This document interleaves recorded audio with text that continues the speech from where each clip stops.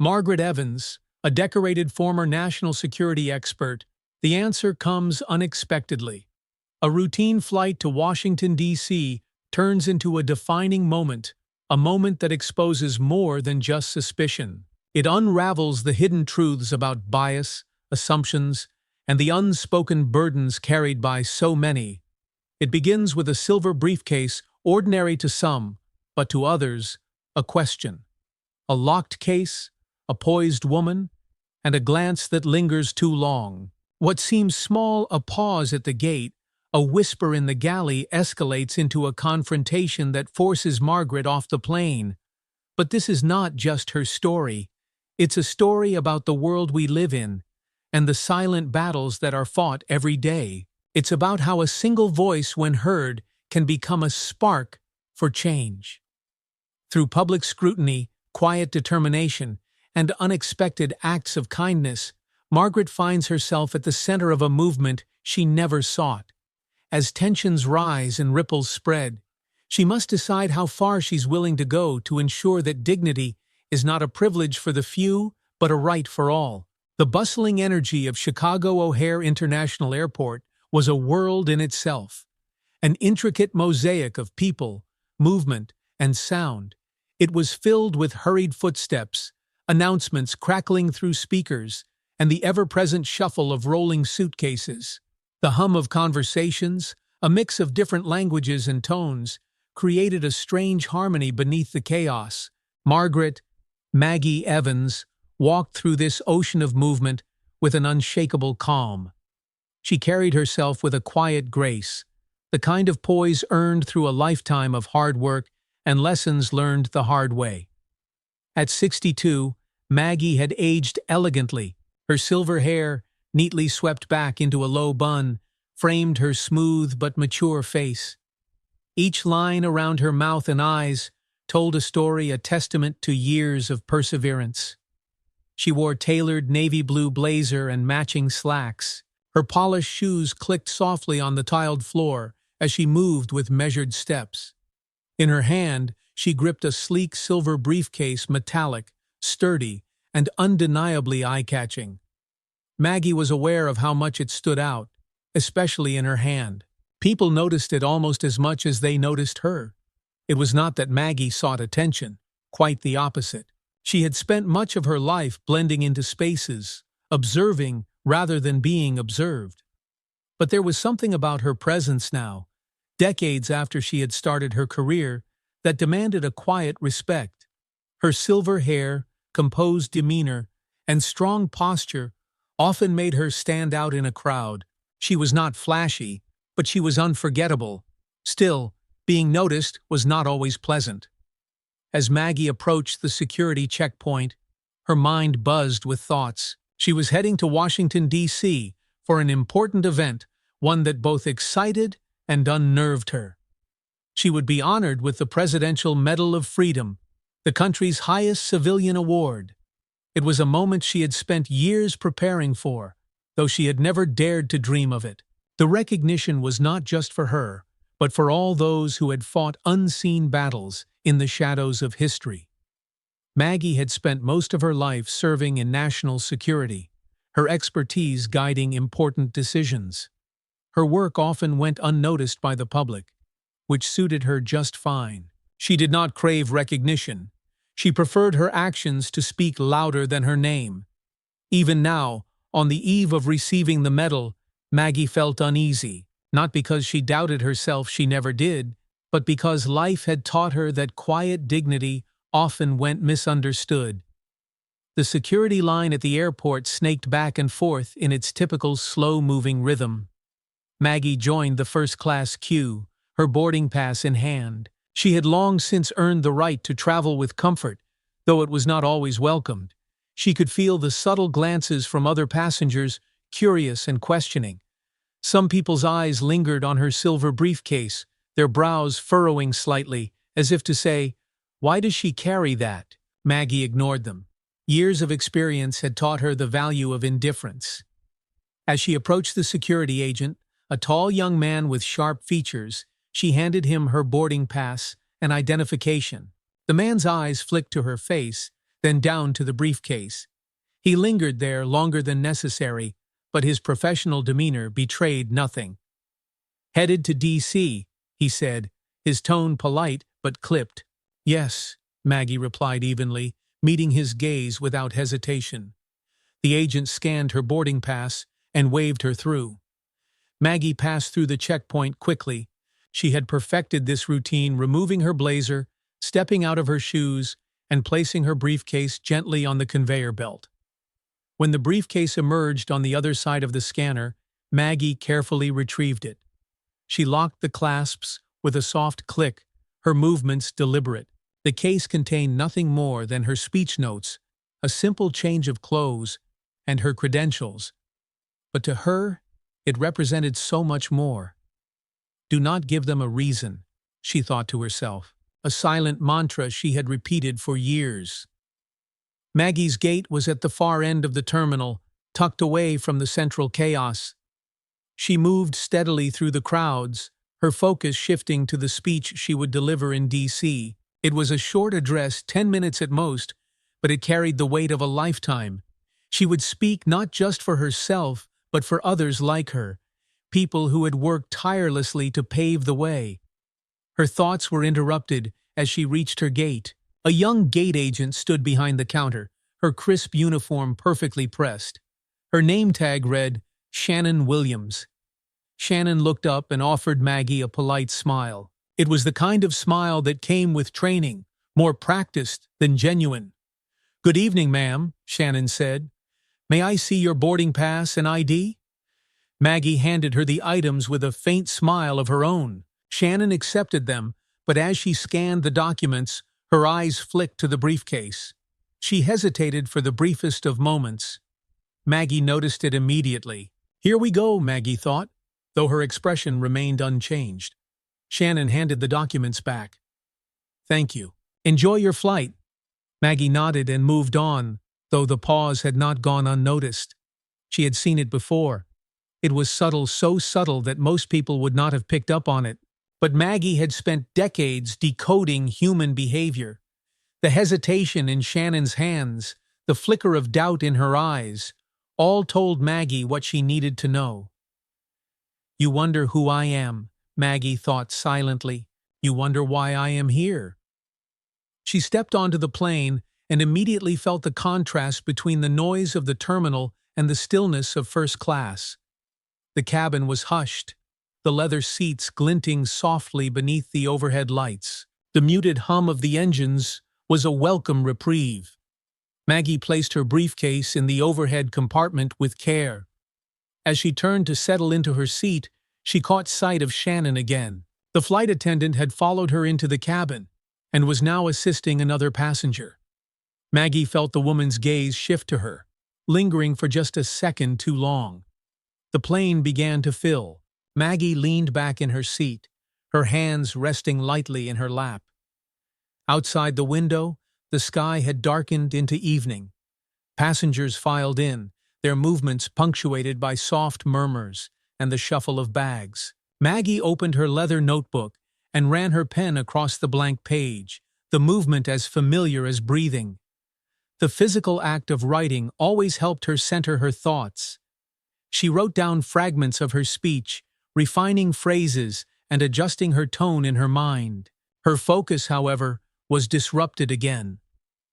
Across the aisle, Shannon stood near the galley, whispering to a colleague, a young man named Dan Brown, according to his tag. Maggie's instincts told her that she was the subject of their hushed exchange. She did not need to hear the words to know what was being said. Shannon's darting glances, her slightly stiff posture, and her whispered tone were enough. Maggie had seen it before in meetings, at security checkpoints, even at elegant galas where she was the guest of honor. "They do not see you," Maggie thought. "Not for who you are. Not yet." Maggie breathed in deeply, steadying herself. She had learned to carry these moments like a second skin. Her calm exterior was not an accident, it was a choice. Every day, she chose dignity, not for others, but for herself. The engines roared softly, signaling the plane's impending takeoff. Maggie closed her notebook and looked out the window. Below, the lights of the airport blurred as the plane taxied down the runway. For now, she would rest. For now, she would ignore the unspoken questions, the lingering glances, and the quiet assumptions. But deep down, Maggie knew this flight would not be as uneventful as she hoped. It never was. The steady hum of the engines filled the first-class cabin as the plane lifted off into the evening sky. Margaret Maggie Evans leaned back against the cool leather of her seat, closing her eyes for a moment. Outside her window, Chicago's glittering cityscape quickly disappeared into the darkness, replaced by the endless expanse of stars. It had been a long day already, and Maggie felt its weight in her bones. The speech she carried in her silver briefcase tugged at the edge of her thoughts, but for now, she allowed herself to exhale, to let the world outside drift away. Her brief moment of peace was soon interrupted. "Can I get you anything to drink, ma'am?" Maggie opened her eyes to see Shannon Williams standing beside her. The flight attendant's polished smile seemed fixed in place, yet there was something else there, a flicker of unease that she could not quite hide. "No, thank you," Maggie replied, her tone polite but firm. Shannon hesitated a beat longer than necessary, her gaze straying toward the overhead compartment where Maggie's silver briefcase was securely locked away. "That is a rather unique briefcase," Shannon said softly, trying to sound casual. Maggie's brow lifted slightly, her expression calm but sharp. She had learned to recognize the quiet language of bias phrases that seemed harmless on the surface but carried a deeper weight. "Just personal items," Maggie said evenly, her voice carrying a note of finality.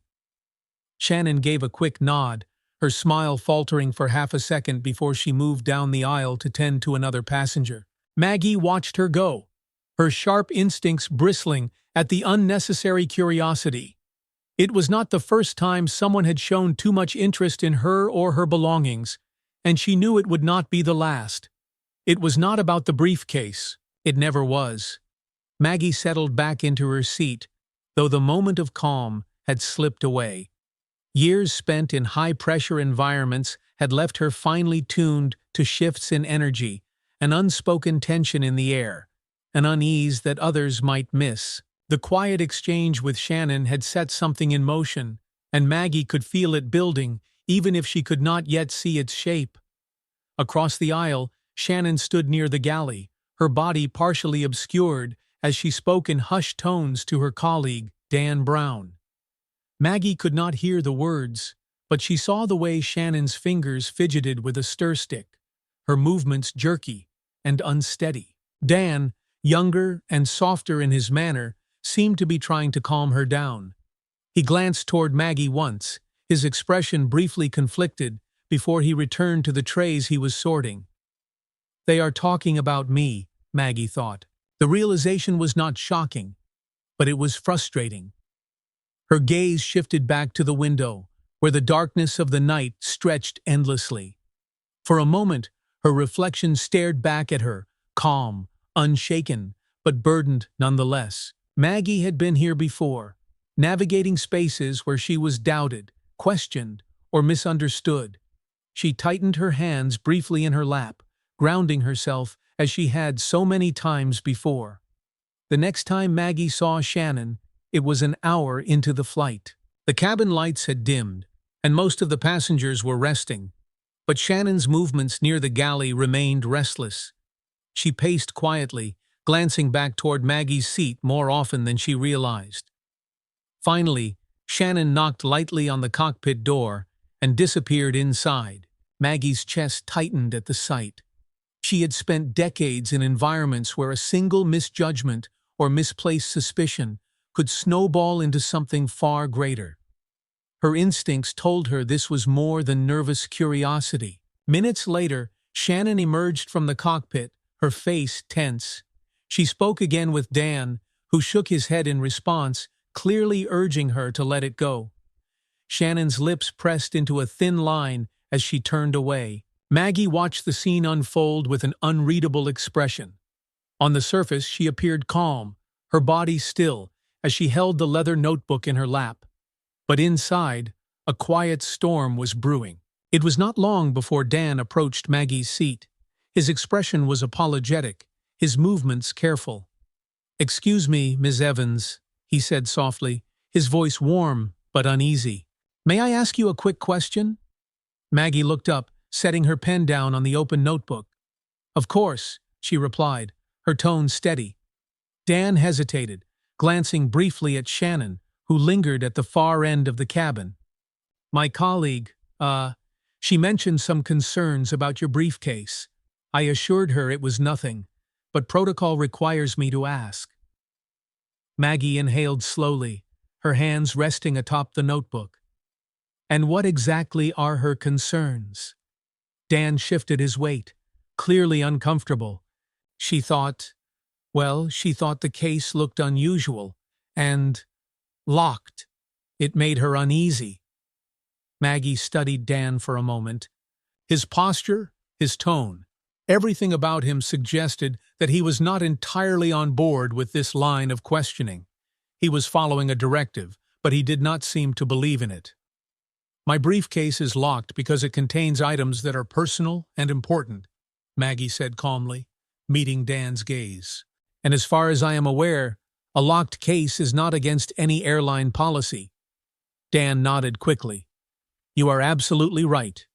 I apologize for the inconvenience. I just needed to confirm." Maggie offered him a small, faint smile, one that held no warmth. "Then I trust this matter is settled." Dan's expression softened with quiet relief. "Of course. Thank you for your understanding, Ms. Evans." As Dan turned to walk back toward the galley, Maggie watched him go, her frustration tempered by his measured response. She appreciated his approach, gentle, professional, and apologetic. It was a subtle kindness in the middle of a growing storm, but Shannon's unease was not so easily quieted. The remainder of the flight passed in heavy silence for Maggie. She could still feel Shannon's watchful eyes, her gaze lingering like an itch she could not scratch. Maggie wanted to ignore it, to close her eyes and lose herself in the steady hum of the engines, but her instincts would not let her rest. Her notebook lay forgotten in her lap as her mind sifted through the possibilities. It was an exhausting mental exercise preparing for assumptions, accusations, or misunderstandings that could escalate far beyond her control. "Why do I have to keep proving myself?" The thought settled deep in her chest, a familiar ache that she had carried for as long as she could remember. When the plane finally began its descent into Washington, D.C., Maggie let out a slow breath. The soft announcement from the cockpit signaled that they would be landing shortly. Passengers stirred, adjusting their seats and gathering belongings. Maggie reached for the silver briefcase above her head, locking its clasps with precision. The weight of it in her hand felt grounding, a quiet assurance in the face of uncertainty. Shannon passed by one last time, her expression guarded. She said nothing as Maggie met her gaze, but the tension in her body spoke volumes. As the plane touched down on the runway, Maggie held her composure, even as a quiet voice inside her whispered that this was far from over. The moment the wheels stilled and the lights brightened, a voice crackled through the cabin speakers. "Ladies and gentlemen, we ask that you remain seated as we address a minor security matter. Thank you for your cooperation." Maggie's eyes narrowed slightly, her chest tightening with quiet dread. Around her, passengers exchanged confused glances, whispering softly among themselves. Maggie, however, knew better. This was about her. The cabin was suddenly too still. The hum of engines had quieted, replaced by a thick silence that pressed down like a weight. Passengers glanced toward each other, their faces clouded with confusion. Maggie Evans sat motionless in her seat, her silver briefcase resting securely in her lap. The words of the announcement, "minor security matter," rang in her ears, though she already knew what they truly meant. Years of experience had taught her that the word minor often hid something far more significant. She adjusted her posture, straightened her back, and folded her hands on the smooth metal of the case. To anyone else, she looked composed, perhaps even indifferent. But inside, her thoughts moved swiftly. "This is about me," she thought. She felt it before she saw it. The presence of authority. The cabin door opened, and the sound of heavy boots echoed on the jet bridge. The noise grew louder as two uniformed officers stepped onto the plane. Their expressions were carefully neutral, their movements practiced. They paused briefly at the front of the cabin before one of them, a tall man with sharp features, scanned the rows. "Passenger in seat 2A." The words carried through the cabin like a sharp crack. Heads turned. Whispers rippled through the rows. Maggie could feel the weight of their collective gaze landing squarely on her. She took a slow, measured breath before rising to her feet. Every movement was deliberate, designed to project calm. She would not give anyone the satisfaction of seeing her rattled. "Ma'am, please come with us," the officer said, his voice firm but professional. Maggie met his gaze evenly. "May I ask what this is about?" "It's just a routine matter," he replied, though his tone left no room for argument. "We need you to step off the plane with us." Maggie said nothing. Without further protest, she reached for her coat and slipped it on. The silver briefcase remained in her hand, its weight reassuring against her palm. She turned toward the aisle, where the officers waited. As Maggie stepped forward, the cabin seemed to close in around her. Passengers stared openly now, their curiosity mixed with suspicion. She caught snippets of murmured conversation words like, "What's going on?" and "Did she do something?" Their assumptions hung heavy in the air, unspoken, but unmistakable. Maggie had seen this scene play out before, though never so publicly. She kept her chin high and her steps steady as she made her way to the front of the plane. From the corner of her eye, she noticed Shannon Williams standing near the galley. The flight attendant's expression was hard to read, part satisfaction, part uncertainty. She would not meet Maggie's gaze. The jet bridge was colder than Maggie had expected. The harsh fluorescent lights overhead made the space feel sterile and unwelcoming. The officers walked beside her, their presence a silent escort that spoke louder than words. They led her into a small, windowless room just beyond the gate. The walls were plain white, the kind of impersonal space designed to intimidate. A rectangular table sat in the center, surrounded by mismatched chairs. A second pair of officers, one man and one woman, stood waiting, their expressions unreadable. "Please set your case on the table," the lead officer instructed. Maggie complied without a word. The silver briefcase landed on the table with a soft thud. She straightened, clasping her hands together in front of her, and met the officer's gaze with quiet defiance. "What exactly is going on here?" Maggie asked, her tone firm but controlled. "We received a report about your luggage," the officer said, his voice cautious. "We need to inspect it." "A report?" Maggie repeated. Her voice held no anger, only a steady clarity that cut through the cold air. "From whom?" The officer hesitated, his discomfort evident. "That's not relevant right now. Please unlock the case." Maggie's fingers hovered over the lock for a moment. Her mind raced, considering her options, but there was no point in arguing. With a calm precision, she entered the code. The latches clicked softly, and she lifted the lid. The room fell silent. Inside the briefcase, nestled in a protective velvet lining, was the Presidential Medal of Freedom. The golden medal gleamed under the harsh lighting, its intricate design a stark contrast to the plainness of the room. Beside it lay an official certificate, the president's signature visible in elegant ink. The officers stared at the contents, their expressions shifting from confusion to disbelief. One of them muttered under his breath, "Is this real?" "Yes," Maggie said evenly. "It is." The lead officer swallowed, his face flushing with embarrassment. "Ma'am, we didn't realize—" "No, you didn't," Maggie interrupted. Her tone remained calm, but there was no mistaking the sharp edge to her words. "You assumed, and because of that assumption you humiliated me in front of an entire plane of people."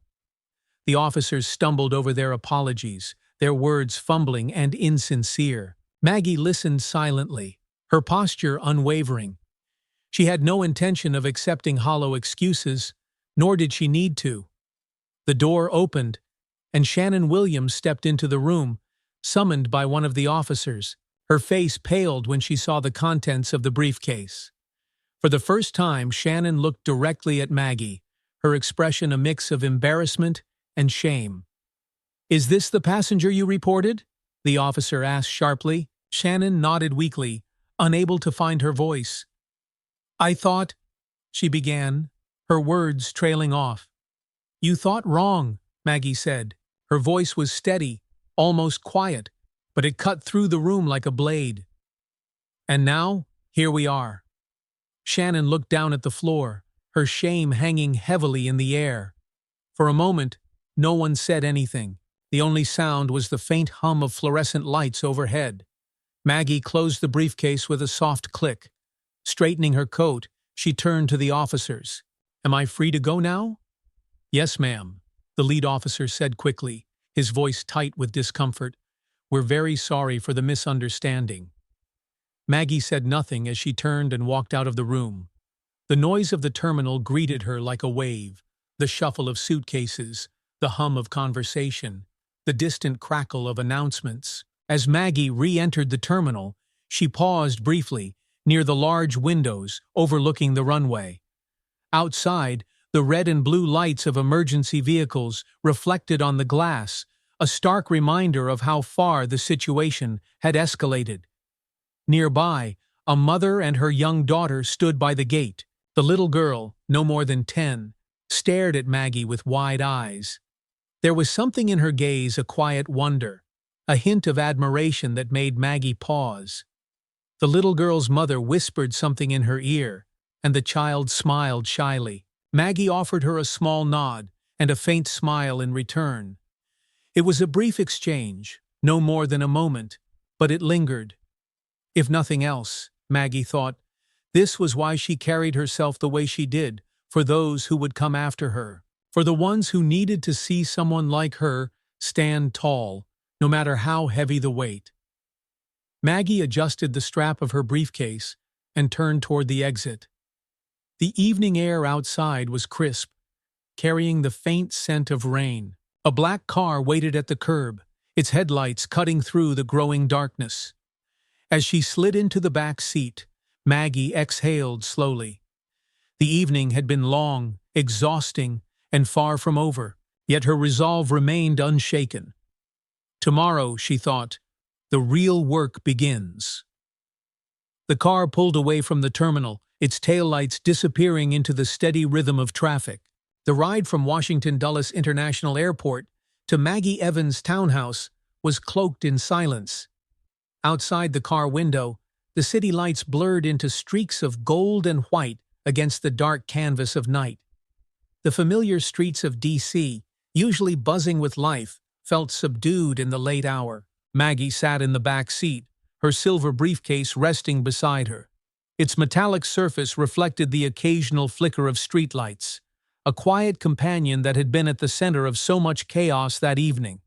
She leaned back, her head resting lightly against the leather seat.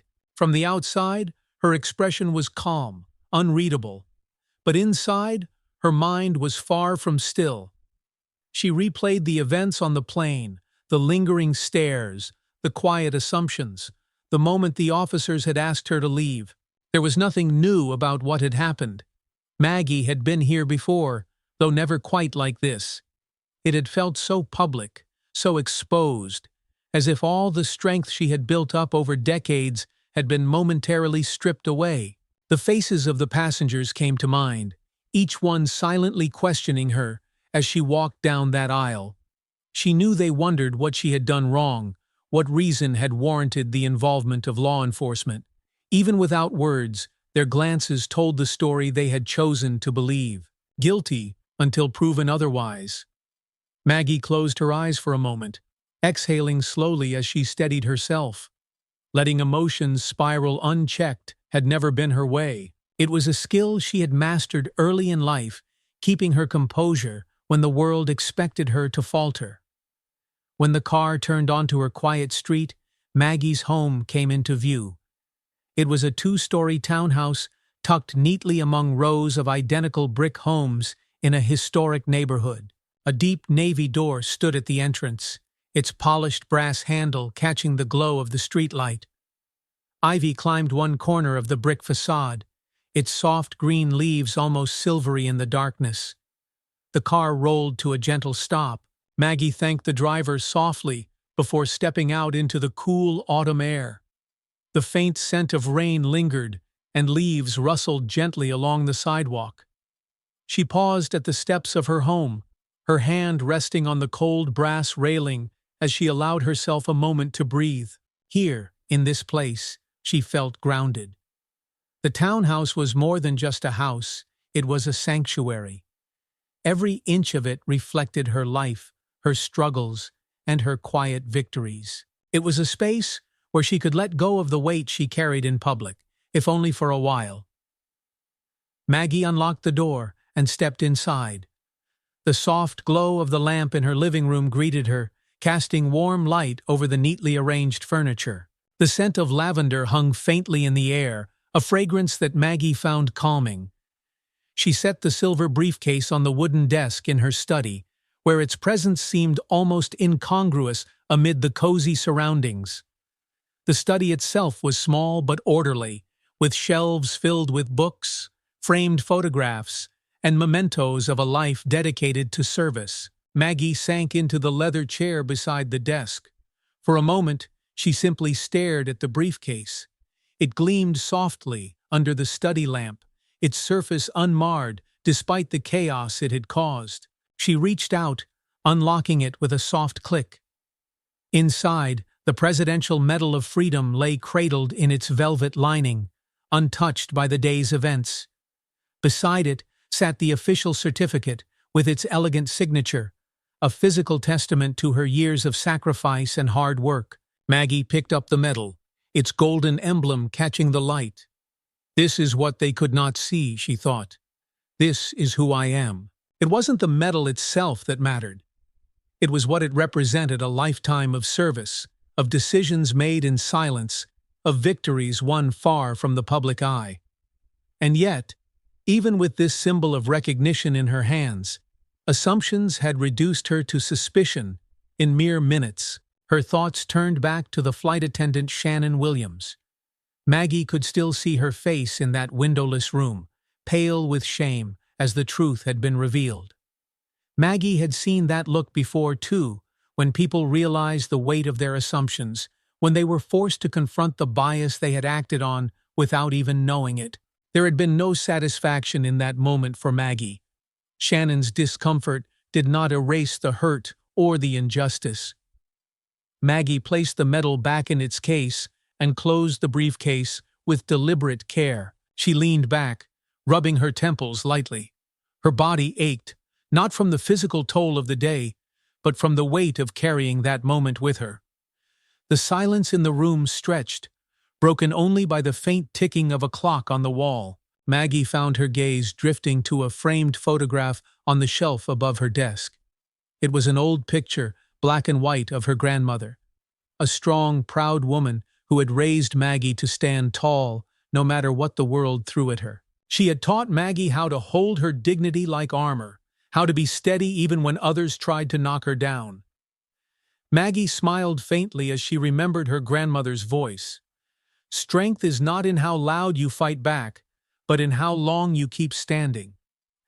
The next morning, Maggie woke to pale sunlight filtering through her bedroom curtains.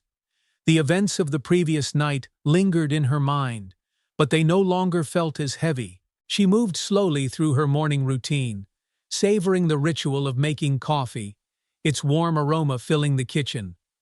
Her phone buzzed on the counter, breaking the quiet.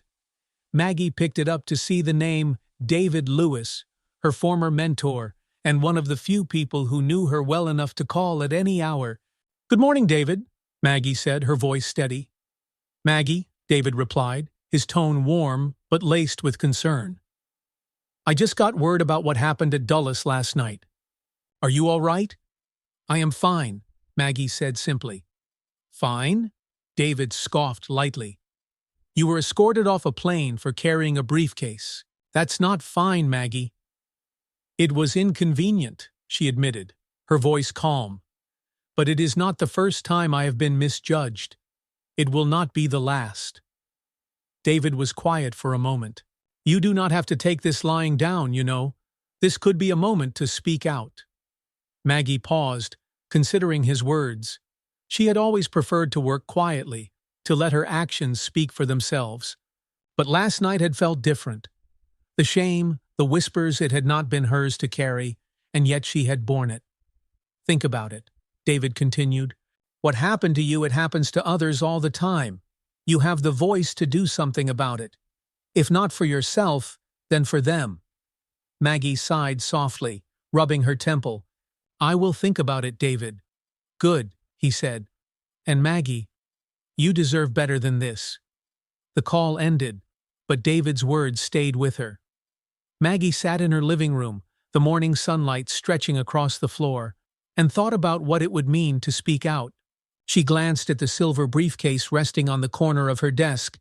Its contents were a reminder of what she had earned, what she had worked for, and what she represented. Maybe David was right. Maybe this was a moment she could no longer ignore. Maggie picked up her notebook from the coffee table, flipping open to a fresh page. She set her pen to the paper, her handwriting steady and deliberate. She began with a simple sentence. "This is not just my story." The steady scratching of Maggie's pen filled the quiet of her study. The morning light had shifted, casting long shadows across the room as hours passed unnoticed. Words flowed onto the page, thoughtful, measured, and deliberate. Maggie knew she was drafting something that could not simply be dismissed. When she finally sat back, her notebook filled with pages of careful reflections and clear arguments, she allowed herself a long breath. Her writing was not angry. It was not loud, but it carried a weight that came from years of quiet endurance, and it was a voice she could no longer silence. She flipped back to the beginning, her gaze resting on the first line she had written. "This is not just my story." Maggie's phone buzzed from across the desk, pulling her from her thoughts. She picked it up to see a message from her assistant at the National Security Council, where she still occasionally consulted on projects. Reminder, 2 p.m., meeting at Global Wings headquarters. Maggie's jaw tightened briefly. She had almost forgotten the meeting. A few weeks prior, Global Wings Airlines, where Shannon Williams worked, had invited her as part of a diversity and inclusion review committee. It was a formality, she had thought at the time, another check-the-box initiative to appease public perception. Now, after what had happened on her flight, that meeting seemed like anything but a formality. Timing is a strange thing, Maggie thought. The Global Wings headquarters in downtown D.C. was a polished glass and steel structure, a building that exuded modernity and efficiency. Maggie walked through the revolving doors with her silver briefcase in hand, her steps steady and purposeful. The receptionist, a young woman with tightly coiled hair and warm brown eyes, greeted her with a smile. "Good afternoon, Ms. Evans," she said politely. "You can have a seat, and Mr. Harrison will be with you shortly." Maggie nodded and moved to the sleek waiting area, where large windows overlooked the bustle of the city streets below. She sat down, her briefcase placed carefully beside her chair. Around her, executives moved briskly, their conversations punctuated by sharp laughter or clipped phone calls. Her presence here today felt both ironic and necessary. A week ago, she might have come to this meeting quietly, offering professional insights, sharing her decades of experience as part of their review. But now, her presence carried something more, something unspoken, but heavy. "Ms. Evans?" Maggie looked up to see Elliot Harrison, the airline's chief operating officer, standing before her. A tall man in his late 40s, his smile was practiced, his tailored suit immaculate. "Thank you for joining us today," he said, his tone formal but not unkind. Maggie rose to her feet and offered a polite nod. Of course. As she followed him down a polished corridor, she noticed small details, walls lined with framed photos of smiling crews, slogans about excellence and trust printed in bold letters. To most, it might seem reassuring. To Maggie, it felt hollow. The meeting took place in a glass-walled conference room that overlooked the busy streets below. Around the table sat a mix of executives, department heads, and consultants, most of whom were strangers to Maggie. "Ms. Evans," Elliot began once everyone was seated, "I want to start by acknowledging how valuable your insights are to us as we work towards strengthening our commitment to diversity and inclusion.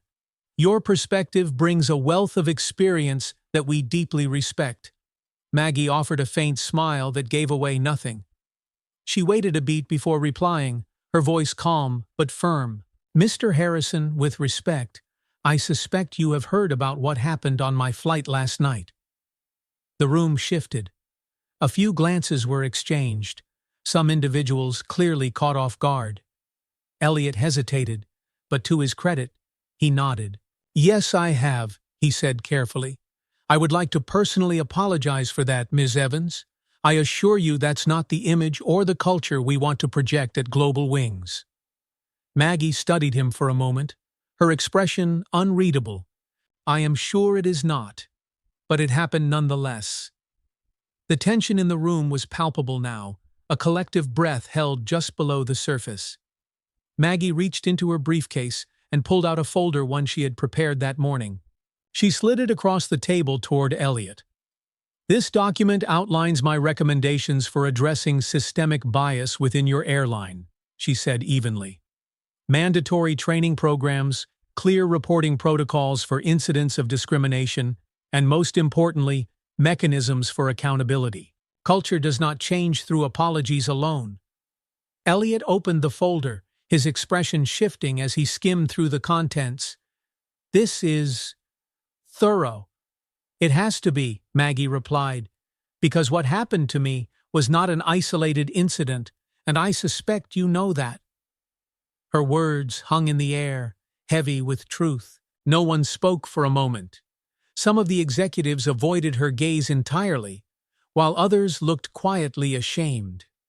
As the meeting concluded, Maggie remained seated as others filtered out of the room, their conversations hushed as they glanced back at her. Elliot Harrison lingered briefly, thanking her again before stepping out to take a call. Maggie gathered her belongings, feeling the familiar exhaustion that came with speaking truths others were reluctant to hear. As she turned to leave, a voice stopped her. "Ms. Evans?" Maggie looked up to see Dan Brown, the young flight attendant who had been on her flight the night before. He stood in the doorway, looking nervous but determined. I hope you don't mind," he stammered, stepping into the room. "I was told you would be here today, and I wanted to say something." Maggie raised an eyebrow, curious. "Go on." Dan swallowed hard, his hands fidgeting in front of him. "I was on your flight last night. I saw how Shannon reacted to you, and I didn't say anything when I should have. I knew it was wrong, and I wanted to apologize." His words caught Maggie by surprise. She studied him for a moment, searching his face for sincerity. What she found was not just guilt, but an earnestness that she rarely saw in these moments. "I appreciate that," Maggie said quietly. "It takes courage to admit when you are wrong." Dan nodded quickly, his relief visible. "I promise, I'll do better. I'm already talking to my manager about organizing something training sessions for our team, maybe. It's a start." Maggie offered him a small but genuine smile. "Small steps matter, Mr. Brown. Do not forget that." Dan hesitated, then said, "Thank you for not giving up. People like you make a difference." As he left the room, Maggie felt something shift within her. The anger and frustration from the night before had not disappeared, but this moment a simple apology. A young man trying to do better reminded her that change could come from the unlikeliest places. It was not always grand gestures that moved the world forward. Sometimes, it was the quiet resolve of one person deciding to do better. Maggie left the building with her silver briefcase in hand, her steps a little lighter than they had been when she arrived. Outside, the afternoon sun had broken through the clouds, and for the first time all day, she allowed herself to smile. The afternoon sun spilled across Washington, D.C., giving the city an unusual warmth for late autumn. Margaret Maggie Evans walked briskly down the steps of the Global Wings headquarters, her silver briefcase still tucked firmly in her hand. The conversation with Dan Brown lingered in her mind, an unexpected spark of hope in what had felt like an unrelenting storm. The streets bustled with activity, commuters hurrying to catch cabs and buses, while others gathered at coffee shops, their chatter blending into the rhythmic hum of the city. Maggie moved through it all with a quiet determination, her thoughts churning beneath her calm exterior. Dan's apology had been sincere, and for that, she was grateful. But it was also a reminder of how much work remained. A handful of well-meaning individuals could not change a system on their own. Maggie knew that better than anyone. Real change required accountability, policies, and persistence, things she was determined to push for. As she approached her townhouse, the polished navy door seemed to welcome her back to familiar ground.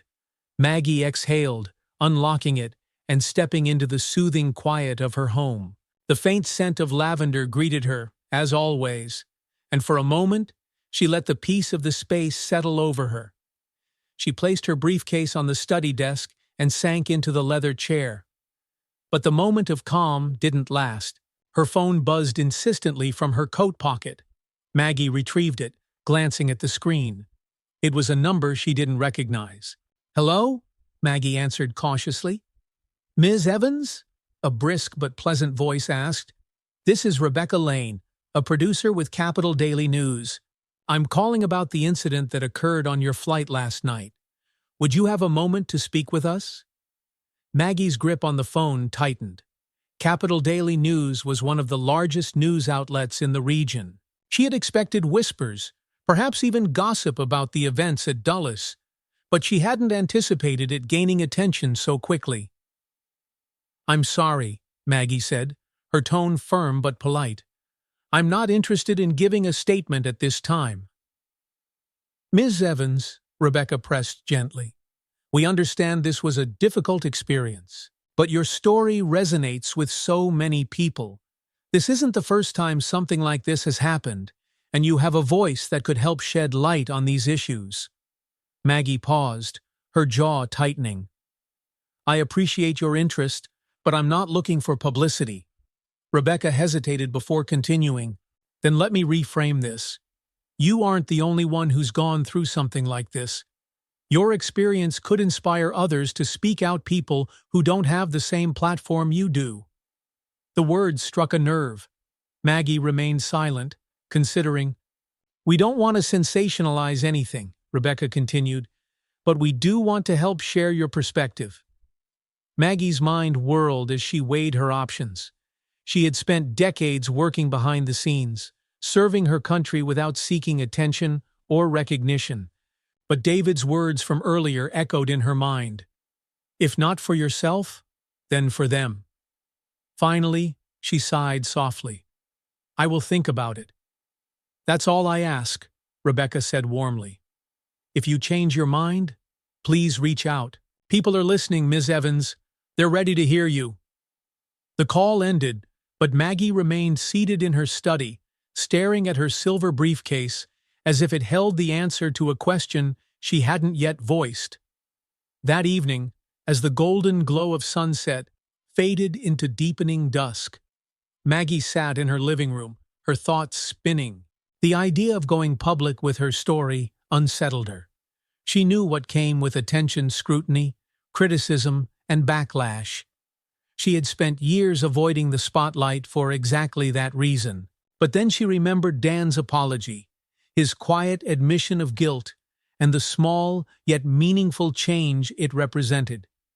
She thought of others, those who had been humiliated, questioned, and misunderstood, but never given the chance to speak.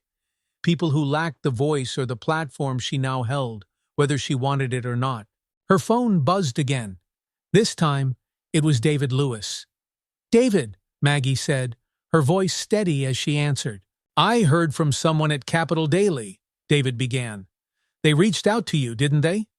"They did," Maggie admitted. And I don't know yet," Maggie replied, frustration creeping into her tone. "I'm not sure speaking publicly is the right thing to do." David's voice softened. "Maggie, you've spent your life standing for others when it mattered. You've led quietly, without asking for credit. But this isn't just about you anymore. If you speak out, you give others the courage to do the same. Sometimes the right thing is not the easy thing." Maggie leaned back against the couch, closing her eyes for a moment. "You make it sound simple." "It isn't," David said honestly, "but you've never backed down from a challenge before." Maggie exhaled slowly. "I'll think about it." "Good," David replied. "That's all I can ask." The next morning, Maggie woke early, the decision still weighing on her mind. She brewed her coffee in silence, the warm aroma filling the air as she stood in her kitchen, staring out the window at the quiet street below. By mid-morning, she found herself seated at her desk once more. She opened her notebook, turning to the pages she had written the day before. The words stared back at her honest, raw, and unflinching. They spoke not just of her experience, but of something larger, something that extended far beyond herself. "This is not just my story." With steady hands, Maggie picked up her phone and scrolled to the producer's number. She hovered over it for a long moment before pressing call. "Rebecca Lane speaking," the voice answered quickly. "Rebecca, this is Margaret Evans," Maggie said evenly. "I'm ready to share my story." The words were out before Maggie could second-guess herself. There was no turning back now. "Thank you, Ms. Evans," Rebecca replied, her voice bright with relief. "We'll make sure this is handled with the care it deserves. When are you available?" 2 days later, Maggie sat in a modest newsroom studio, her hands resting calmly on her lap. The room was smaller than she had expected, with lights carefully positioned to soften the starkness of the cameras.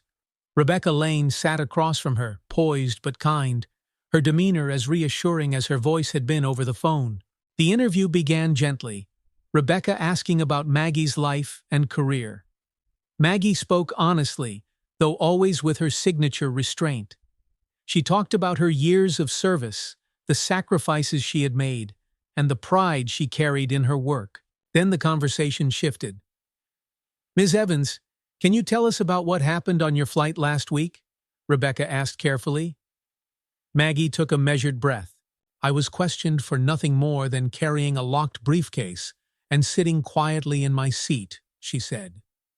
"It was an assumption rooted in bias, not fact." Rebecca nodded. "How did that moment affect you?" "It reminded me of what so many people face every day," Maggie replied. "Moments like that do not break you, but they wear you down over time. The hardest part is knowing that no matter your accomplishments, no matter who you are, you can still be reduced to someone else's assumptions." Her voice remained steady, though a quiet emotion shimmered beneath the surface. Rebecca leaned forward slightly. "Why did you decide to speak out now?" "Because it's not just about me," Maggie said, meeting Rebecca's gaze. "It's about creating a world where no one has to endure that humiliation, where dignity is not a privilege, but a right. If sharing my story helps even one person, then it's worth it." The room was silent for a beat, the weight of her words settling over everyone present. When the interview aired later that evening, it sparked a ripple effect far beyond what Maggie had expected. Messages began flooding her email and phone, some from strangers thanking her for speaking up, others sharing their own experiences. As Maggie sat in her study, reading through the messages one by one, she realized something profound. Her voice was not just being heard, it was being felt. And that, she thought quietly, is how change begins. The soft hum of rain against the windows filled the quiet of Maggie Evans' townhouse. Outside, Washington, D.C. was cloaked in a gray drizzle, the streets blurred and shimmering under the weight of water. Inside, Maggie sat at her desk, her silver briefcase open beside her, the velvet lining still holding the medal that had sparked so much attention. The light from her desk lamp glowed faintly, casting warmth across the room. Maggie sipped her coffee, now lukewarm, and scanned the latest flood of emails on her laptop. Since the interview aired, her inbox had been inundated. Messages of support from strangers filled her screen, stories of frustration, gratitude, and quiet hope. One in particular caught her eye. Subject: Thank you. Dear Ms. Evans, I watched your interview yesterday, and I wanted to tell you how much it meant to me. I'm a young black woman working as a manager for an airline, and your words gave me courage. I've been silent about what I've seen and experienced for too long, but seeing you stand up made me feel like I could too. Thank you for being the voice so many of us need. Jasmine Foster. Maggie read the email twice, a faint smile tugging at the corners of her lips. Jasmine's words settled in her chest like a small flame, warm and steady. Seeds of change, Maggie thought. Sometimes they were planted in ways you couldn't anticipate. Her phone buzzed, jolting her back to the present. It was Senator William Pearson. Maggie hesitated briefly before answering. "Good morning, Senator," she greeted evenly. "Good morning, Maggie," Pearson replied, his voice carrying its usual blend of warmth and authority. "I hope I'm not disturbing you." "Not at all," Maggie said, leaning back in her chair. "I saw your interview," Pearson continued. "Powerful work. You spoke with a clarity most people struggle to find." Maggie smiled faintly. "Thank you, Senator." He paused for a moment before adding, "This couldn't come at a better time, you know. My office is finalizing a proposal we're calling the Passenger Dignity Act. It's a bill designed to mandate bias training for airline personnel and create clear accountability protocols for incidents like yours." Maggie's brow lifted slightly. "That's ambitious." "Ambition is necessary," Pearson replied firmly. "But the bill needs momentum. It needs faces and voices to carry it forward." Maggie already knew where this was headed. She closed her eyes for a moment, feeling the familiar weight of expectation settling over her. "You want me to testify?" she said softly. "Yes," Pearson said, his tone clear. "Your story matters, Maggie. It's real. People will listen, because you're not just speaking for yourself, you're speaking for everyone who's been through this." The line fell silent for a moment. Maggie let the words settle, considering. The interview had been one thing, a conversation in a small, controlled studio. But standing in front of a congressional hearing? That was a different challenge entirely. "I'll think about it, Senator," Maggie said at last. "That's all I ask," Pearson replied. "But don't think too long, Maggie. Change needs voices like yours." The rain had eased by the time Maggie left her house that afternoon. She had promised to meet David Lewis, her old mentor, for lunch at a quiet restaurant not far from Capitol Hill. The walk was brisk, the air cool but refreshing. It cleared her mind just enough to let the senator's words linger without overwhelming her. When she arrived at the restaurant, David was already seated in a corner booth, a cup of coffee steaming in front of him. He rose to greet her with a warm smile and an outstretched hand. "Maggie," he said, his voice carrying a kind of paternal fondness. "You're always right on time." Maggie smiled faintly as she sat down. "You know I don't like to keep people waiting." David chuckled as he gestured for the server. "I ordered you your usual. Black coffee, no sugar." Maggie nodded her thanks. For a few moments the two of them sat in companionable silence, the kind that only old friends could share. Finally David leaned forward, his gaze sharp. "You're thinking about testifying, aren't you?" he asked. Maggie sighed softly. "The senator thinks my story will make a difference." "He's not wrong," David replied. "The question is, do you believe it will?" Maggie looked down at her hands, which rested lightly on the edge of the table. I don't know. It's not just about me, David. There are so many people who've faced worse who face it every day. I don't want this to become about me when it should be about them. David studied her for a long moment. Maggie, you've spent your entire career in the background.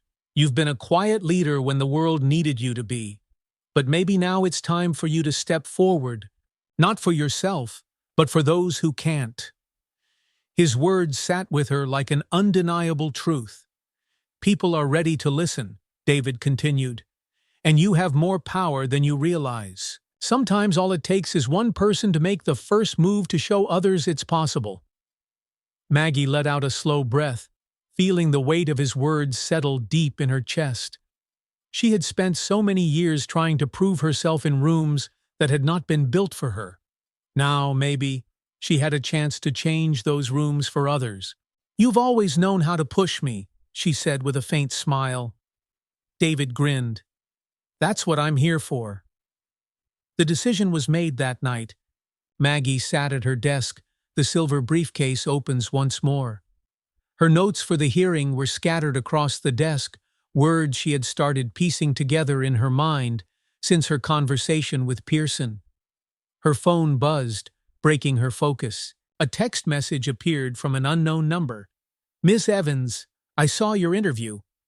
I work as a flight attendant for a major airline, and your words gave me the courage to report an incident I've been too afraid to speak about. Thank you for showing us it's okay to stand up. Amanda C. Maggie stared at the screen, her heart tightening. Another name, another story. Another person who had felt unseen and unheard. And suddenly, the path forward felt clear. The next morning, Maggie called Senator Pearson's office. When his assistant answered, Maggie's voice was steady and sure. Tell the senator, she said, that I'll testify. Over the next week, Maggie's days were consumed with preparation.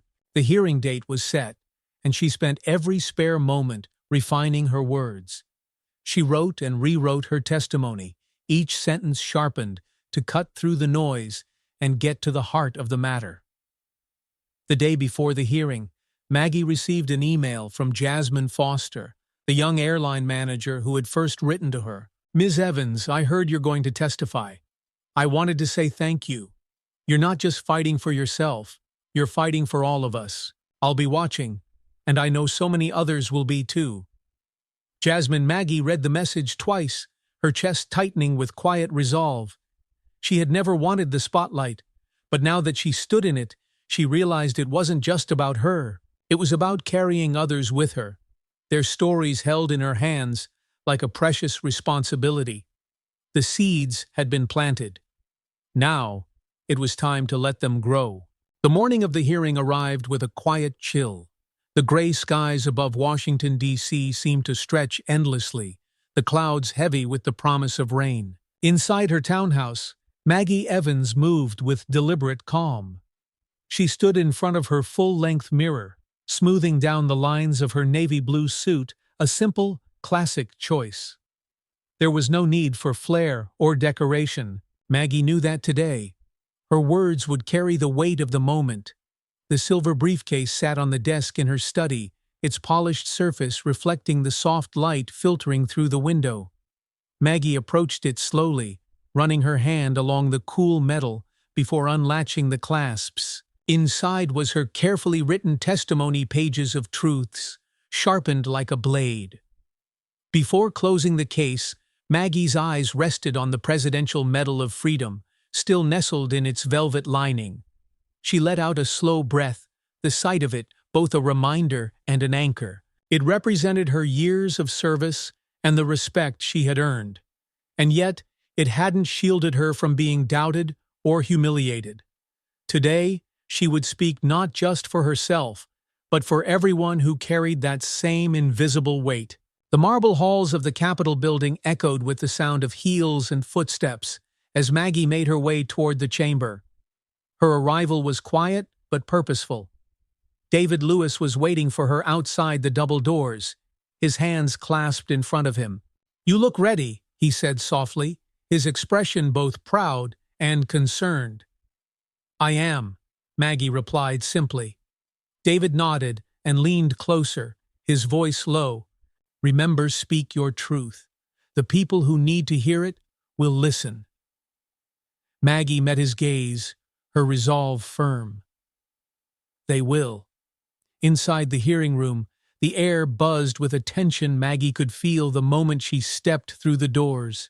Congressional aides shuffled papers, reporters whispered hurriedly to one another, and spectators filled the gallery seats along the sides of the room.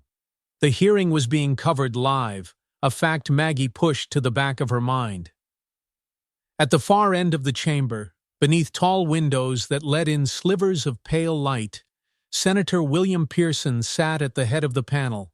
He caught Maggie's eye and offered a respectful nod. The other members of the committee, some familiar faces, others not, sat in a line along the long wooden dais, their expressions ranging from curious to unreadable. The room fell quiet. As Maggie made her way to the witness table at the front of the chamber, she placed the silver briefcase on the table with care before taking her seat. A microphone waited for her, its presence unnerving, only for a moment before she steadied herself. "One breath at a time," Maggie reminded herself. "Ms. Evans," Senator Pearson began, his voice filling the room, "thank you for joining us today. Please state your name for the record and proceed with your testimony." Maggie leaned slightly toward the microphone, her voice steady and clear. "My name is Margaret Evans," she said. "I am here today not just as an individual, but as a voice for the many others who have faced the same indignities in silence." She paused briefly, her eyes sweeping the room. Her gaze was measured, steady, commanding attention without demanding it. "I have spent my life in service to this country," Maggie continued. "I have worked in the shadows of national security, making decisions that required trust, precision, and sacrifice. Last week, I was escorted off a flight for carrying a locked briefcase and sitting quietly in my seat." A hush settled over the room as Maggie's words landed, as though the truth itself demanded silence. "It wasn't about the briefcase," she said. "It was about an assumption rooted not in fact, but in bias unspoken, perhaps even unintended, but bias all the same." The sharp scratch of pens on paper echoed faintly as reporters scribbled notes. Senator Pearson watched her closely, his face serious but encouraging. "For some," Maggie continued, "what happened to me might seem trivial, an inconvenience, but I assure you, it is not. Being questioned, doubted, or humiliated without reason, these moments add up. They become the weight we carry, a weight that should not exist." She paused, allowing the room to absorb her words. Her voice never wavered, though the quiet emotion behind it was unmistakable. "I speak for those who endure this weight every day. The mother questioned at security because of how she looks. The young man pulled aside and searched simply because he does not fit the profile. The professional dismissed because someone assumes they do not belong." Across the room, Maggie caught glimpses of reactions, some nodding quietly, others shifting uncomfortably in their seats. She knew not everyone would agree, but that didn't matter. The truth, once spoken, could not be unheard. "This is not about blame," Maggie said, her tone softening slightly. "It is about accountability. It is about ensuring that systems are put in place to challenge bias, both implicit and explicit. It is about creating an environment where dignity is not a privilege, but a right for every passenger, every traveler, and every person who steps onto a plane." She let out a slow breath, steadying herself before delivering her final words. "We have the opportunity to fix what is broken," Maggie concluded, "to ensure that no one else has to endure the shame and frustration of being seen as less than they are. The choice to act is ours, and the time to act is now." The room remained still for a moment as Maggie's voice faded. She straightened in her seat, her hands resting gently atop the silver briefcase. Then, applause began soft at first, rippling through the gallery like a quiet wave. Maggie did not look back, but she could hear it. She could feel it. Senator Pearson leaned forward, his voice respectful, as he said, "Thank you, Ms. Evans, for your powerful testimony." Maggie offered a slight nod in response. She knew the work wasn't finished. There would be more questions, more challenges, and more resistance ahead. But for now, she had spoken her truth, and that was enough. The crowd outside the Capitol building was larger than Maggie had expected. Reporters stood with cameras and microphones, and passers-by lingered on the steps, waiting for a glimpse of the woman who had taken a stand. Maggie emerged from the marble doors with her silver briefcase in hand, her face calm as she descended the steps. Voices called out questions, praise, and chatter mingling in the crisp air, but Maggie kept walking, her focus ahead. Near the bottom of the steps, a familiar face waited Jasmine Foster, the young airline manager who had written to her. Jasmine's expression was a mix of awe and gratitude as she approached. "Ms. Evans?" Jasmine said, her voice a little breathless. "I just wanted to thank you for everything you said in there, for standing up." Maggie paused, her gaze softening. "You're welcome, Jasmine. But remember, this fight isn't just mine. It belongs to all of us." Jasmine nodded, her voice steady with quiet resolve. "I know, and I'm ready to do my part." As Maggie watched the young woman walk away, a faint smile tugged at the corners of her lips. It was moments like this, small but significant, that reminded her why she had stepped forward. The seeds of change had been planted. Now, it was up to others to help them grow. The steady rhythm of rain accompanied Margaret Maggie Evans as she sat by the window of a quiet cafe near Capitol Hill. The hearing was over, but its echoes still resonated through the news and conversations across the city. Outside, droplets streaked down the glass, blurring the outlines of people rushing through the damp streets, umbrellas bobbing like dark flowers. Maggie wrapped her hands around a warm cup of tea, its steam curling into the air. The silver briefcase sat securely beside her on the seat ever present, as though a companion on this unexpected journey. She had chosen a small table in the corner, away from the attention that had found her over the past few days. The hearing had made headlines. "Dignity in Flight. Margaret Evans's powerful testimony sheds light on airline bias," read one front-page article. Others quoted her words, "Dignity is not a privilege, but a right." The ripple had begun, and while the world's attention unsettled Maggie, she could not deny its importance. "Miss Evans?" The soft voice startled Maggie slightly, pulling her from her thoughts. She looked up to see a young woman standing hesitantly beside her table. Her dark curls were damp from the rain, and she clutched a notebook in one hand. She looked familiar then, Maggie remembered. "Jasmine," Maggie said, her tone soft with recognition. Jasmine Foster smiled faintly, though her nervousness was evident. "I saw you in here, and I just wanted to say hello." "Please sit," Maggie replied, gesturing to the seat across from her. Jasmine lowered herself into the chair, carefully placing her notebook on the table as though it were precious. Her movements were cautious, her admiration clear. "I watched the hearing," Jasmine said after a moment, her voice quiet but firm. "Seeing you stand up there, it was powerful. You said everything I've felt, but didn't know how to say." Maggie studied Jasmine carefully. The young woman's face, still fresh with the earnestness of youth, reminded her of herself years ago, when she was first learning how to carry the weight of assumptions without letting them crush her. "You wrote to me," Maggie said, her voice calm. "Your words mattered more than you know." Jasmine looked down briefly, her cheeks flushing. "I didn't think you'd even read it." "I did," Maggie replied, "and I appreciate your courage. Not many people reach out." Jasmine hesitated, her fingers fidgeting with the edge of her notebook. "I wanted to tell you, I've been thinking about how to make changes at work at the airline." Maggie's brow lifted slightly. Changes? Jasmine nodded, her confidence growing. I've been a manager for a few years now, and I see it the way small biases add up. How certain passengers are treated differently. How flight crews make assumptions without even realizing it. But I never felt like I could do anything about it. Not until I saw you speak.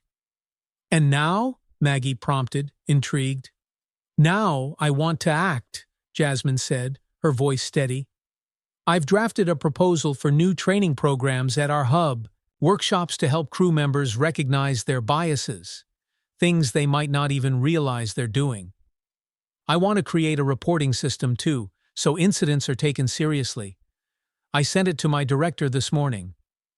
Maggie felt a small flicker of something warm and unfamiliar pride. Perhaps Jasmine's quiet determination reminded her of what change often looked like. Not grand gestures or sweeping declarations, but small, deliberate steps forward. Good, Maggie said, her tone soft but encouraging.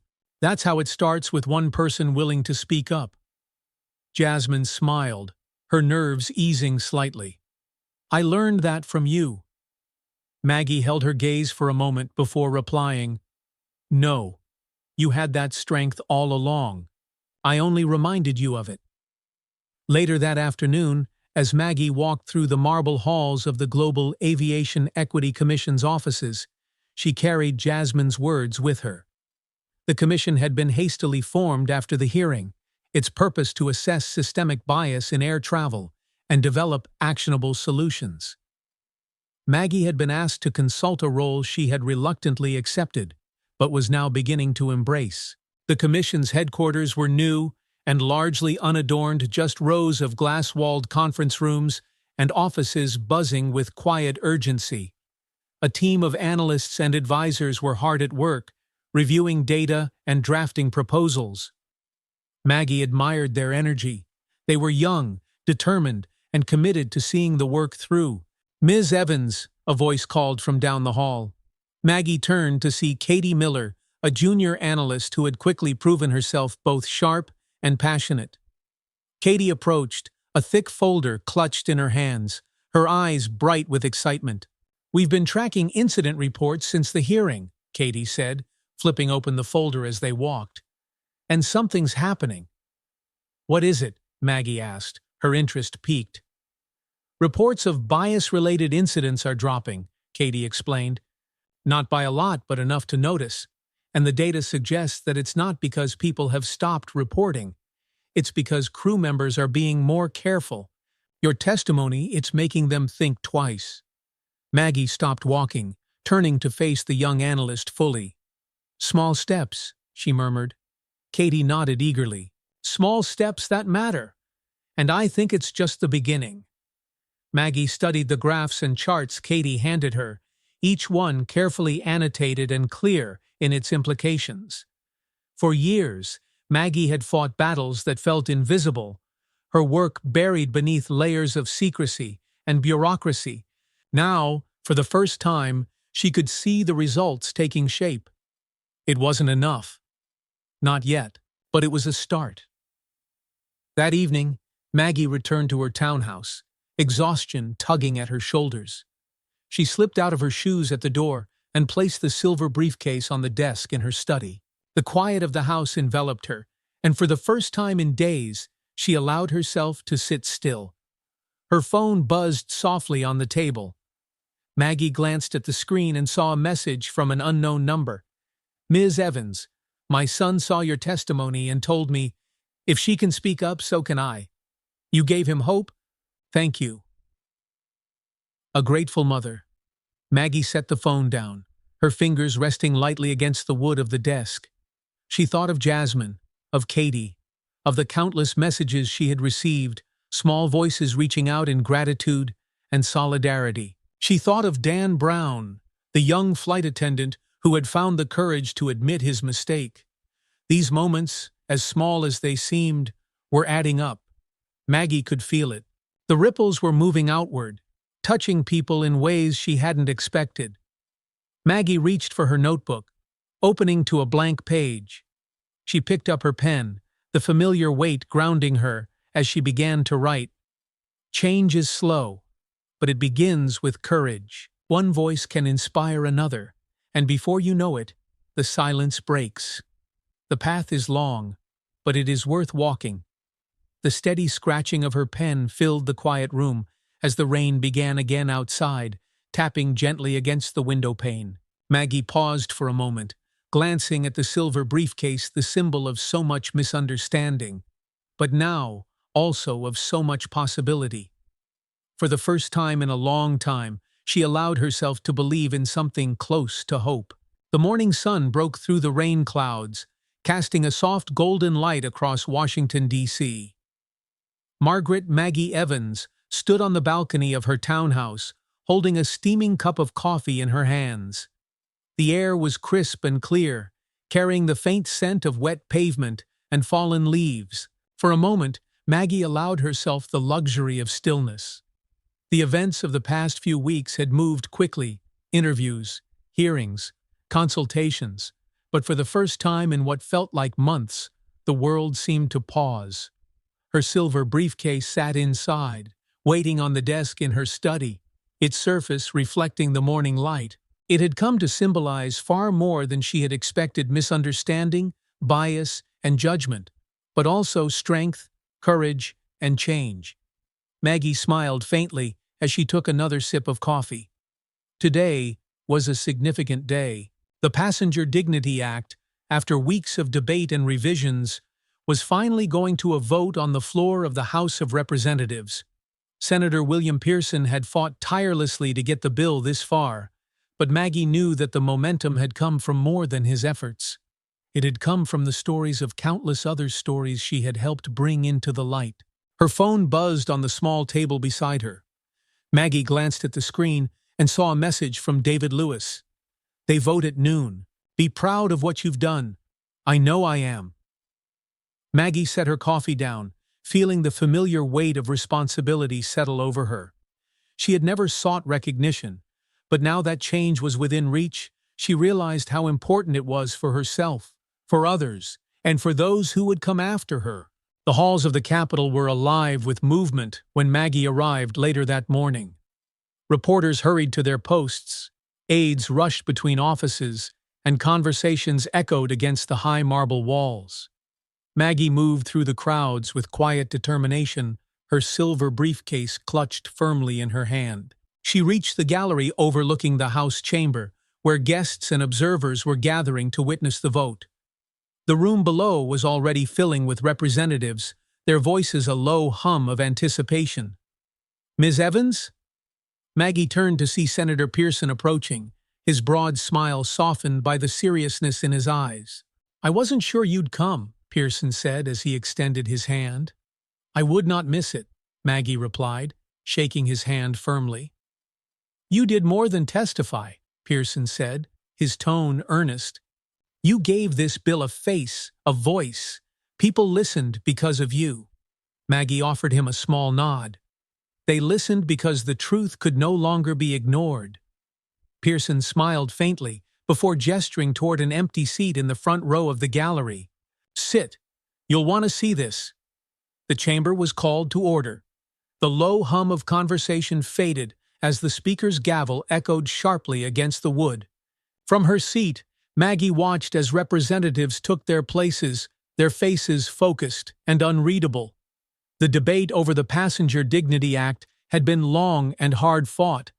Opponents had argued that it placed unnecessary burdens on airlines, while supporters had pointed to the countless stories Maggie's included that demonstrated how necessary it was. "Today," the speaker announced, his voice steady, "we will vote on H.R. 217, the Passenger Dignity Act." The roll call began, each representative rising to say aye or no in turn. The chamber's rhythm became measured and deliberate, each word carrying weight. From her seat, Maggie remained still, her hands folded neatly in her lap. Her heart beat steadily, though she could feel the tension tightening in her chest. She glanced around the gallery. Jasmine Foster was seated a few rows back, her hands clasped together as she watched intently. Across from her sat David Lewis, his expression calm but watchful. Seeing them both there reminded Maggie that this was no longer just her fight.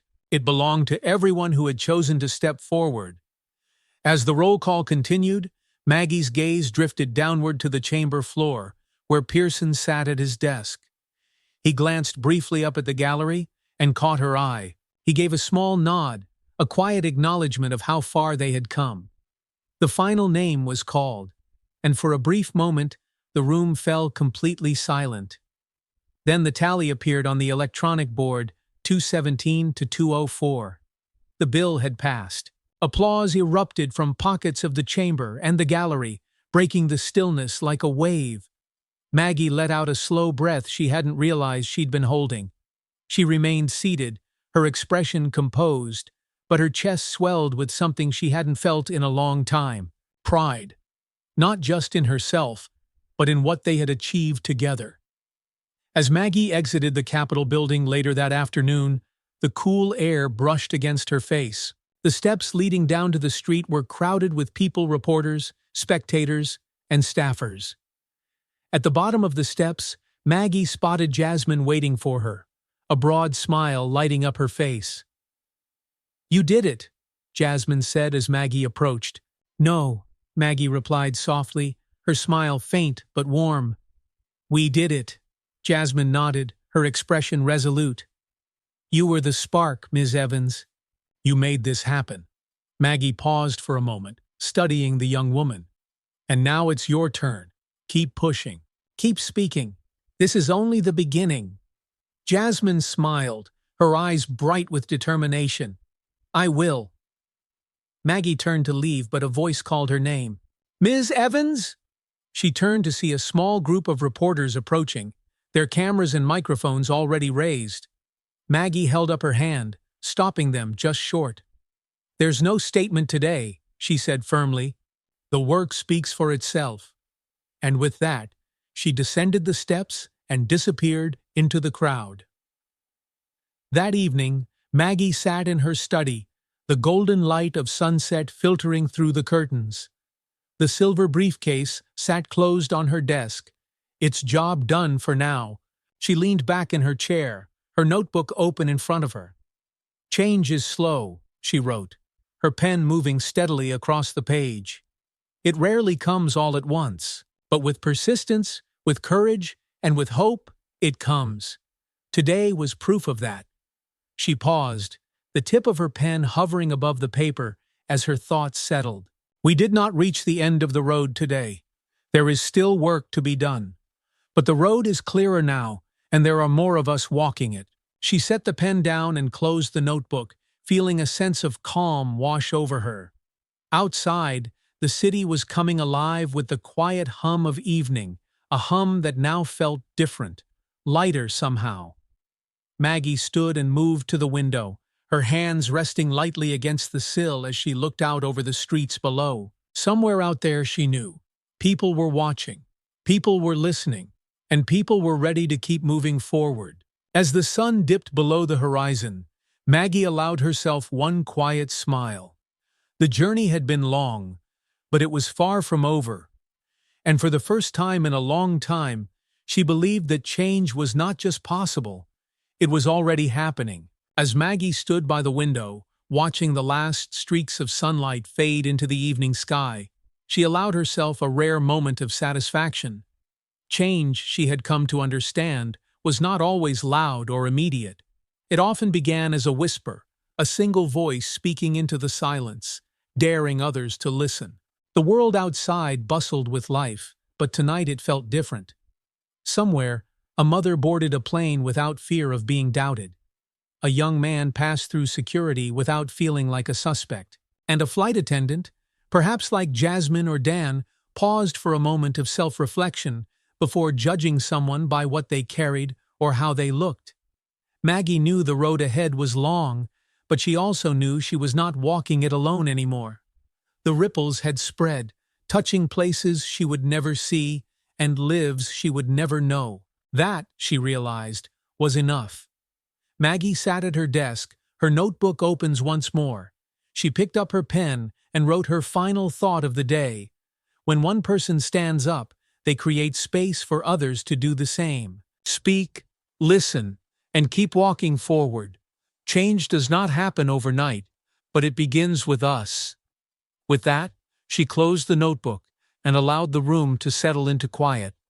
The world outside was still moving, still shifting, but Maggie Evans had done her part. And for now, that was enough. Thank you for following Maggie's journey, one of courage, resilience, and hope. If this story inspired you, do not forget to like the video, share it with others, and subscribe to the channel for more meaningful and uplifting stories. Together, we can amplify voices, spread kindness, and keep pushing for change one story at a time. Let's keep walking forward.